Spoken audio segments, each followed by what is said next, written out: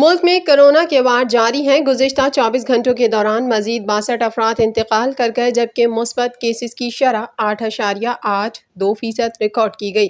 Corona سے محفوظ رہنا ہے تو SOPs پر عمل کریں۔ کورونا سے ایک بار پھر صورتحال بگڑ گئی۔ ملک میں کیسز اور اموات میں اضافہ ہو گیا۔ مزید 62 افراد زندگی کی بازی ہار گئے۔ مجموعی اموات کی تعداد 23,422 تک پہنچ گئی۔ ملک میں کورونا کے مثبت کیسز کی شرح 8.2% ریکارڈ کی گئی۔ NCOC کے مطابق ملک بھر میں کورونا کے مزید 5,026 نئے کیسز رپورٹ ہوئے۔ مجموعی کیسز کی تعداد 10,34,837 ہو گئی۔ کورونا کے ایکٹیو کیسز کی تعداد 69,756 ہے۔ 24 گھنٹے میں کورونا کے 1,495 مریض صحت یاب ہوئے ہیں۔ تازہ اعداد و شمار کے مطابق پنجاب میں 3,56,920، سندھ میں 3,82,865 کیسز، خیبر پختونخوا 1,44,264 اور بلوچستان میں 30,432 کیسز رپورٹ ہوئے ہیں۔ اسلام آباد 87,699، گلگت بلتستان میں 8,156 کیسز اور آزاد کشمیر میں کورونا مریضوں کی تعداد 24,501 ہو گئی ہے۔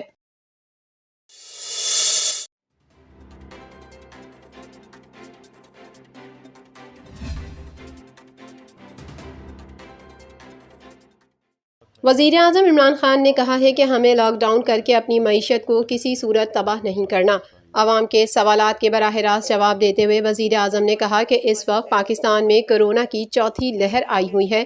کورونا وائرس کی بھارتی قسم سب سے زیادہ خطرناک ہے۔ یہ بہت تیزی سے پھیلتی ہے۔ ماسک کے استعمال سے کورونا وائرس پھیلنے کی شرح کم ہو جاتی ہے۔ سندھ حکومت کی جانب سے لاک ڈاؤن کا فیصلہ ٹھیک ہے کیونکہ اس سے وائرس کے پھیلاؤ کی شرح کم ہو جاتی ہے۔ لاک ڈاؤن لگانا ہے تو ہمیں دوسری طرف بھی دیکھنا ہے۔ اگر لاک ڈاؤن ہو تو دہاڑی دار اور مزدور طبقہ کہاں جائے گا؟ اللہ تعالیٰ کا شکر ہے کہ ہماری معیشت اوپر جا رہی ہے۔ ہم نے درست فیصلے کر کے اپنی معیشت اور عوام کو بچایا ہے۔ ہمیں کسی صورت لاک ڈاؤن کر کے اپنی معیشت کو تباہ نہیں کرنا۔ جب تک بچوں اور اساتذہ کی ویکسینیشن نہ ہو، اسکول نہ کھولے جائیں۔ نور مقدم قتل کیس کے حوالے سے پوچھے گئے سوال کے جواب میں وزیر اعظم نے کہا کہ نور مقدم کیس کو پہلے دن سے خود دیکھ رہا ہوں۔ اس واقعے سے سب کو صدمہ پہنچا ہے۔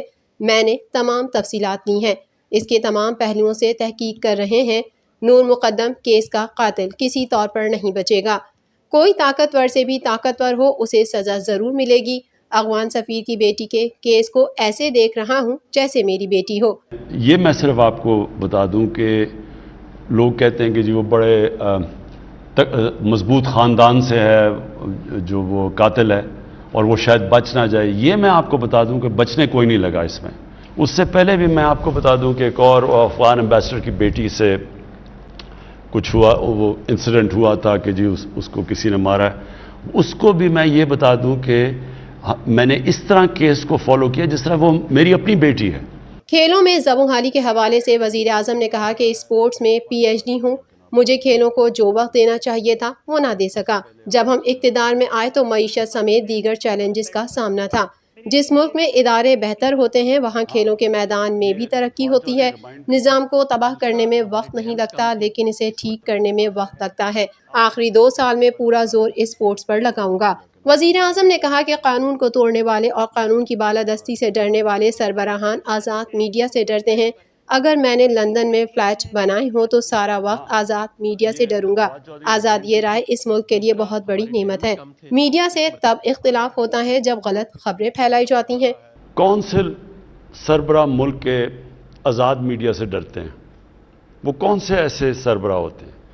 یا انہوں نے قانون توڑنا ہوتا ہے یا انہوں نے ملک کی جو رول آف لا ہوتا ہے، یعنی جو بجائے قانون کی بالادستی طاقت کی بالادستی کرنی ہوتی ہے، تو وہ ہمیشہ گھبراتے ہیں کیونکہ وہ ناجائز کام کر رہے ہوتے ہیں، اور یا پھر جو کرپٹ ہوتے ہیں۔ اب میں نے اگر چوری کی ہو، میں نے لندن میں میرے اپارٹمنٹس ہوں جو چوری سے میں نے بنایا، تو مجھے سارا وقت آزاد میڈیا سے ڈر لگے گا۔ ایک سوال کے جواب میں وزیر اعظم نے کہا کہ معذور افراد کو تمام محکموں میں کوٹا ملنا چاہیے۔ 18ویں ترمیم کے بعد زیادہ تر محکمے صوبوں کے پاس ہیں۔ صوبوں کو ہدایات دوں گا کہ ہر محکمے میں معذوروں کے لیے کوٹا مختص کریں۔ وزیر اعظم عمران خان نے ایک سوال کے جواب میں تمام پاکستانیوں سے ملک میں ایک ایک درخت لگانے کی اپیل کرتے ہوئے کہا کہ اللہ تعالیٰ نے پاکستان کو 12 موسموں سے نوازا ہے۔ ہم نے بے دردی سے ملکی جنگلات کو تباہ کیا۔ پاکستان میں 10 ارب درخت آنے والی نسلوں کے لیے لگا رہے ہیں۔ سارے جو پاکستان میں لوگ یہ دیکھ رہے ہیں، میں آج سب آپ کو اب تاکید کرتا ہوں کہ ہو سکے تو آپ نے کم از کم ایک درخت ضرور لگانا ہے یہ برسات کے اندر، اور صرف لگانا نہیں، پھر اس کا دھیان رکھنا ہے، اس کی پرورش کرنی ہے۔ دوسرا، ہمارے ڈیمز کم تھے اس مرتبہ۔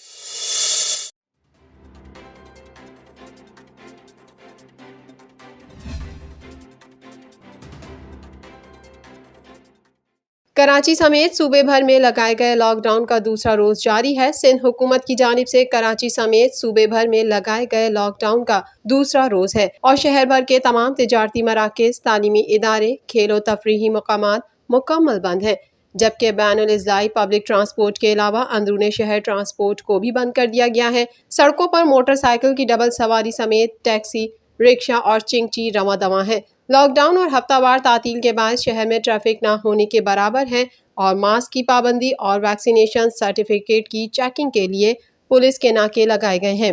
صوبے بھر میں صحت اور ضروری سروسز فراہم کرنے والے اداروں کے علاوہ تمام دفاتر بند ہیں۔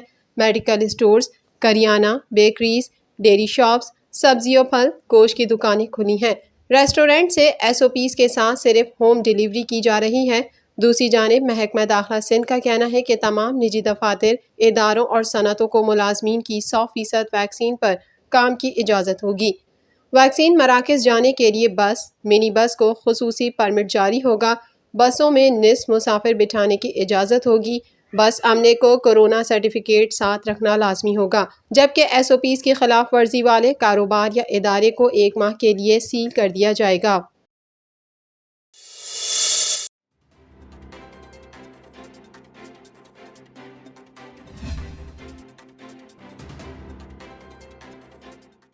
National Command and Operation Centre کے سربراہ وفاقی وزیر اسد عمر کا کہنا ہے کہ وفاقی حکومت 200 ارب روپے کرونا وائرس کی ویکسین کی خریداری پر خرچ کر رہی ہے۔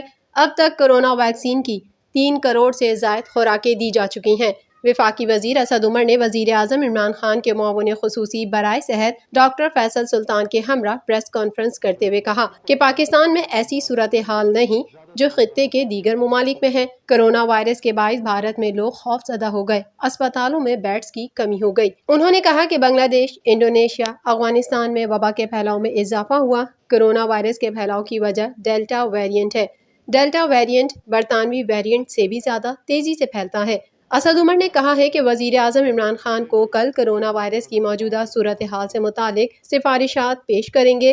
ٹارگیٹڈ طریقے سے بندشیں عائد کرتے ہیں تاکہ لوگوں کو پریشانی نہ ہو۔ مشترکہ حکمت عملی سے بندشیں لگاتے ہیں تاکہ روزگار متاثر نہ ہو۔ 3000 موبائل یونٹس گھر گھر جا کر ویکسین لگا رہی ہیں۔ انہوں نے کہا کہ پچھلے 16 دنوں میں 1 کروڑ سے زائد کرونا وائرس کی ویکسین کی خوراکیں لگائی گئیں۔ 6 روز میں 50 لاکھ ویکسینیں لگائی گئیں۔ پچھلے 6 دنوں میں روزانہ کی بنیاد پر ریکارڈ ویکسینیشن ہوئی۔ ہدف سے متعلق جو کامیابی پاکستان نے حاصل کی، بڑے ممالک نہ کر سکے۔ اس میں وفاق اور صوبے شراکت دار ہیں۔ وفاقی وزیر نے کہا کہ تمام چیزیں ایک مرکز پر آ کر وہاں سے فیصلے ہوں، یہ ضروری ہے۔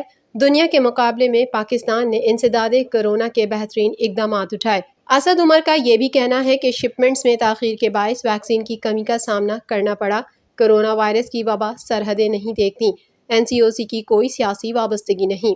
جو کامیابی پاکستان نے حاصل کی اپنے لیے ہدف سیٹ کرنے کے لیے، وہ بڑے ممالک نہیں کر سکے۔ اس لیے یہ جو نظام بنایا گیا، سب نے اس کی افادیت دیکھی۔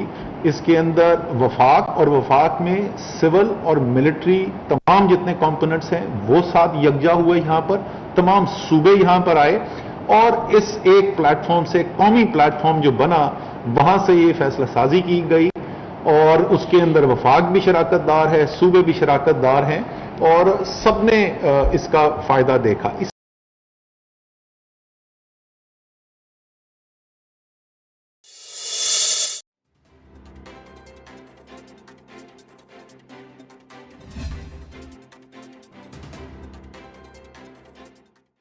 وزیر اعظم کے مشیر برائے قومی سلامتی معید یوسف نے کہا ہے کہ افغان امن عمل کے لیے ہم سے ڈو مور کا مطالبہ کیا جا رہا ہے۔ امریکہ سے پردے کے پیچھے کوئی خفیہ معاہدہ نہیں ہو رہا۔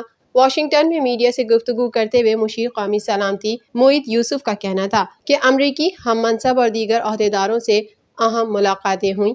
افغانستان میں امریکہ کی قیادت کے کردار کے خواہش مند ہیں، کیونکہ افغانستان کے امن کا واحد راستہ سیاسی مفاہمت ہے۔ معید یوسف نے کہا کہ امریکہ سے پردے کے پیچھے کوئی خفیہ معاہدہ نہیں ہو رہا۔ ماضی میں امریکہ سے خفیہ معاہدے ہوتے رہے ہیں۔ پاکستان امریکہ کو کوئی اڈے نہیں دے رہا۔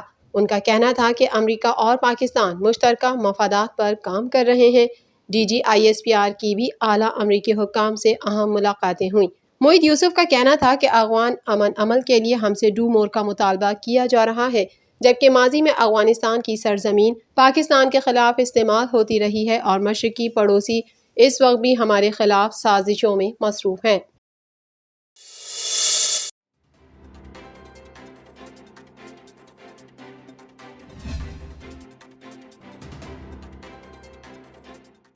ملک کے تمام ہوائی اڈوں پر اندرون ملک فضائی سفر کے لیے کرونا ویکسین لازمی قرار دینے کے فیصلے پر عمل درآمد شروع کر دیا گیا ہے۔ میڈیا رپورٹ کے مطابق ملک میں کرونا کی بھارتی قسم ڈیلٹا وائرس کے کیسز سامنے آنے کے بعد NCOC نے 1 اگست سے اندرون ملک فضائی سفر کے لیے کرونا ویکسین لازمی قرار دینے کا فیصلہ کیا تھا، جس پر عمل درآمد شروع کر دیا گیا ہے۔ اس کے لیے تمام ایئرپورٹس کو ڈومیسٹک لاؤنجز میں خصوصی کاؤنٹر قائم کر دیے گئے ہیں۔ پابندی پر مکمل عمل درآمد کو یقینی بنانے کے لیے ملک کے تمام ہوائی اڈوں پر مسافروں کے ٹکٹ کے ساتھ ان کے ویکسین سرٹیفکیٹ بھی چیک کیے جانے لگے۔ ویکسین سرٹیفکیٹ کی جانچ کے بعد ہی مسافروں کو بورڈنگ پاس جاری کیے جائیں گے۔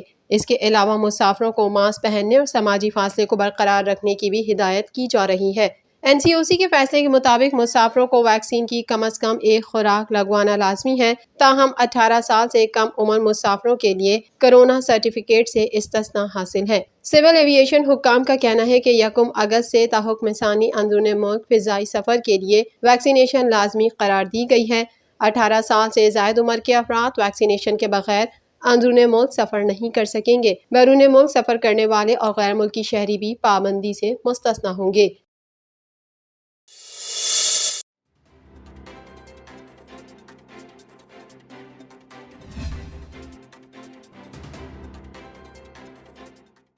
وزیر مملکت برائے اطلاعات و نشریات فاروق حبیب کا کہنا ہے کہ رہن سہن کے اخراجات میں پاکستان سستا ترین ملک قرار دیا گیا ہے۔ فاروق حبیب کی جانب سے microblogging website Twitter پر اپنے ایک بیان میں ورلڈ پاپولیشن ریویو کے جاری کیے گئے اعداد و شمار شیئر کیے گئے۔ فاروق حبیب نے کہا کہ ورلڈ پاپولیشن ریویو نے دنیا میں رہن سہن کے اخراجات کی رپورٹ 2021 جاری کر دی ہے۔ رہن سہن کے اخراجات میں پاکستان سستا ترین ملک قرار دیا گیا۔ وزیر مملکت فاروق حبیب نے ٹویٹ میں لکھا ہے کہ 22,51,99,937 آبادی کے ساتھ پاکستان میں کاسٹ آف لیونگ 18.58 ہے۔ 3,98,35,428 آبادی کے ساتھ افغانستان میں کاسٹ آف لیونگ 24.51 ہے۔ انہوں نے مزید کہا کہ بھارت میں 1,39,34,00,000 سے زائد آبادی کے ساتھ کاسٹ آف لیونگ 25.14 ہے۔